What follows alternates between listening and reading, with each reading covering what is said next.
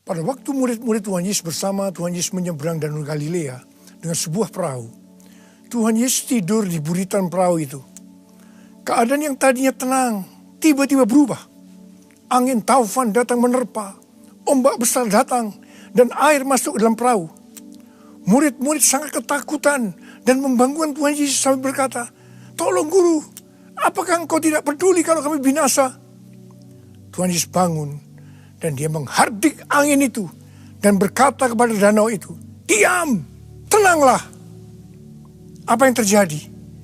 Angin itu reda dan danau menjadi teduh sekali. Tuhan Yesus berkata kepada murid-muridnya, "Mengapa kamu begitu takut? Mengapa kamu tidak percaya?"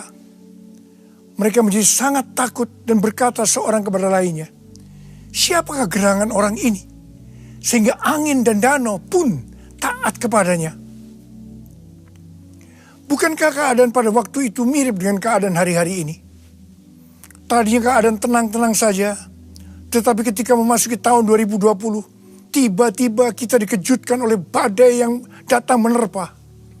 Dalam tempo sekitar 4 bulan, COVID-19 dengan cepat menyebar dari Wuhan, China, dan saat ini hampir ke seluruh bagian dunia ini. Krisis ekonomi mulai melanda dunia, termasuk Indonesia. Paparan COVID-19 di Jakarta dan sekitarnya melebihi tempat-tempat lainnya di Indonesia. Banyak orang-orang yang kita kasihi meninggal dunia. Orang-orang mulai panik, ketakutan, sangat khawatir melihat kejadian ini. Kita mulai berteriak-teriak kepada Tuhan Yesus meminta pertolongan. Tetapi sepertinya Tuhan Yesus tidak menjawab. Tetapi seperti yang terjadi pada waktu itu. Pada waktunya Tuhan Yesus akan menghardik kepada COVID-19, kepada krisis ekonomi. "Diam, tenanglah." Setelah itu kita akan terheran-heran melihat bahwa semua kejadian mencekam ini akan berhenti, akan berlalu. Saya percaya setelah kejadian ini akan banyak orang bertanya, siapakah gerangan Tuhan Yesus sehingga COVID-19 dan krisis ekonomi menurut perintahnya? Siapakah sebenarnya Tuhan Yesus itu? Dia adalah Allah yang menjelma menjadi manusia. Segala sesuatu dia yang punya. Segala sesuatu harus menurut perintahnya. Termasuk COVID-19. Termasuk krisis ekonomi. Jadi melalui semua peristiwa ini, akan banyak orang yang tahu bahwa Tuhan Yesus adalah Allah yang menjelma menjadi manusia. Dan akan menyelamatkan umat manusia. Akan banyak orang yang berseru kepada nama Tuhan Yesus. Dan mereka yang berseru akan diselamatkan. Pesan kunci untuk terjadi semua ini, bahwa kita harus berteriak terus-menerus dengan tidak henti-hentinya, meminta pertolongan Tuhan Yesus sampai Tuhan Yesus mendengarkan teriakan kita ini. Tuhan berkata dalam 2 Tawarikh 7 ayat 13 dan 14, kalau kita melihat Tuhan menutup langit sehingga tidak ada hujan, dan Tuhan menyuruh belalang memakan habis hasil bumi, di mana semua ini berarti krisis ekonomi. Juga kalau kita melihat Tuhan melepas penyakit sampar di antara umat Tuhan. Ini berbicara tentang COVID-19.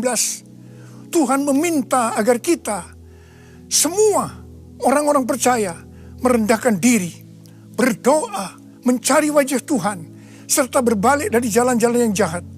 Artinya kita harus mengoreksi diri, bertobat, minta ampun. Kalau kita orang-orang percaya melakukan itu, maka Tuhan akan mendengar dari sorga dan akan mengampuni dosa-dosa kita dan akan memulihkan negeri kita, Indonesia yang tercinta. Saya percaya hari-hari ini banyak orang percaya, termasuk saya, melakukan hal ini. Saya banyak berdoa di menara doa lantai 12 di SICC. Akhir-akhir ini Tuhan ingatkan kepada saya, kejadian waktu tempat ini untuk pertama kalinya dipakai sebagai menara doa. Salah seorang pendoa mendapatkan penglihatan. Ada sebuah telinga yang besar. Dan Tuhan berikan ayatnya dari 2 Tawarikh 7 ayat 15 dan 16. Yang berkata, sekarang mataku terbuka dan telingaku menaruh perhatian kepada doa dari tempat ini. sekarang telah kupilih dan kukuduskan rumah ini, supaya namaku tinggal di situ untuk selama-lamanya. Maka mataku dan hatiku akan ada di situ sepanjang masa. Setiap kali saya berdoa, saya selalu mengingatkan Tuhan tentang hal ini. Bahwa Tuhan menaruh perhatian kepada doa dari tempat ini. Di situ saya terus-menerus dengan tidak henti-hentinya berdoa untuk keadaan yang terjadi saat ini. Saya meminta belas kasihan Tuhan supaya semua ini berlalu. Saya juga diperkenankan oleh Tuhan melihat hal-hal yang tidak saya mengerti. Dalam pergumulan itu, saya berkata kepada Tuhan, Tuhan, saya tidak mengerti akan semua ini, tetapi saya menerima segala keputusan Tuhan. Dalam keadaan galau seperti ini, tiba-tiba saya mendapatkan kiriman lagu, Bagi Dialah Kemuliaan, yang dinyanyikan oleh saya sendiri. Ketika saya menyimak lirik lagu itu, saya menangis. Lirik lagu itu diambil dari Roma 11 ayat 33 sampai dengan 36. Oh, alangkah dalamnya kekayaan, hikmat, pengetahuan Allah. Sungguh tak terselidiki keputusannya dan jalan-jalannya. Siapakah yang mengetahui pikiran Tuhan? Siapakah yang pernah menjadi penasehatnya? Sebab segala sesuatu dari Dia, oleh Dia, kepada Dia. Bagi Dialah kemuliaan sampai selama-lamanya.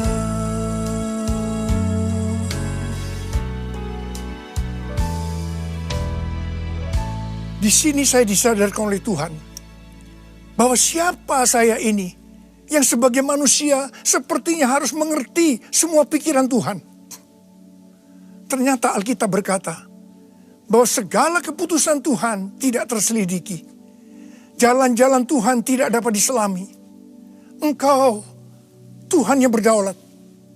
Sebab segala sesuatu adalah dari Tuhan dan oleh Tuhan dan kepada Tuhan. Bagi Tuhanlah kemuliaan sampai selama-lamanya.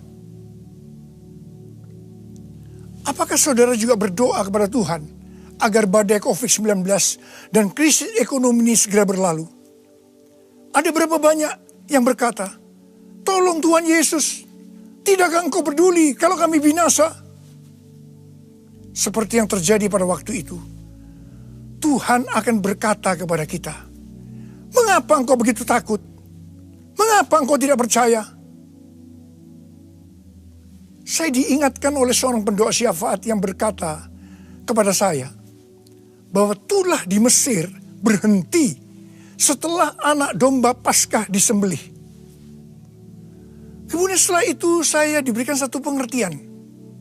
Dan saya bertanya kepada Tuhan, Tuhan, apakah COVID-19 ini akan mulai reda atau menurun pada waktu Paskah?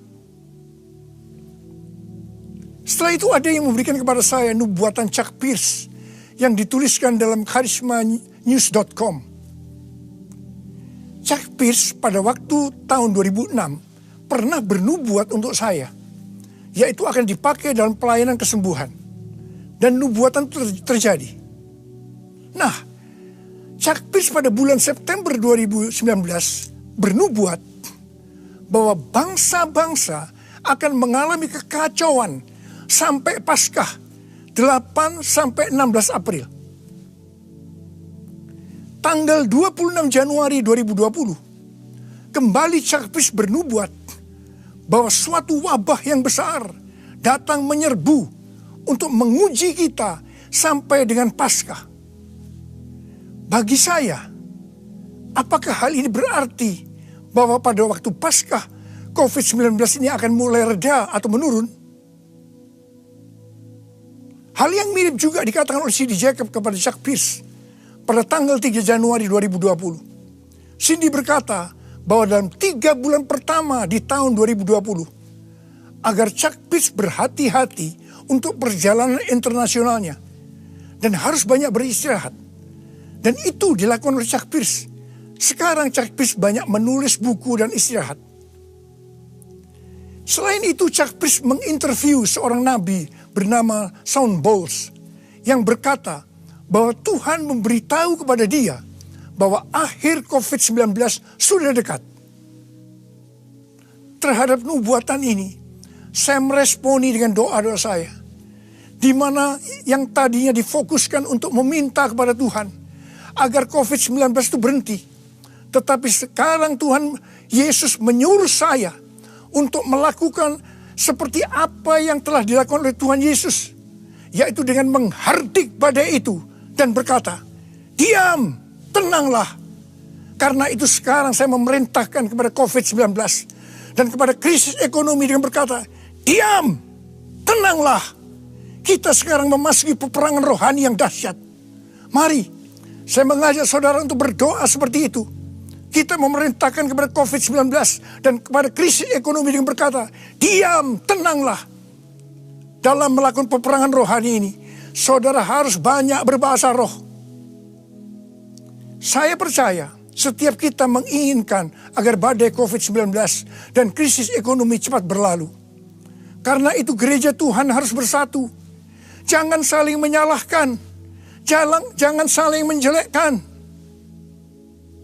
Saya percaya melalui peristiwa ini justru Tuhan mengendaki agar gereja Tuhan menjadi satu. Unity.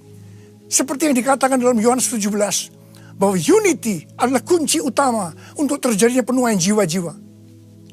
Melalui peristiwa COVID-19, ini merupakan wake up call bagi gereja Tuhan untuk menyelesaikan amanat agung Tuhan Yesus. Dan setelah itu Tuhan Yesus datang kembali. Saya mau berdoa buat saudara. Angkat tangan saudara. Kita doa sama-sama. Oh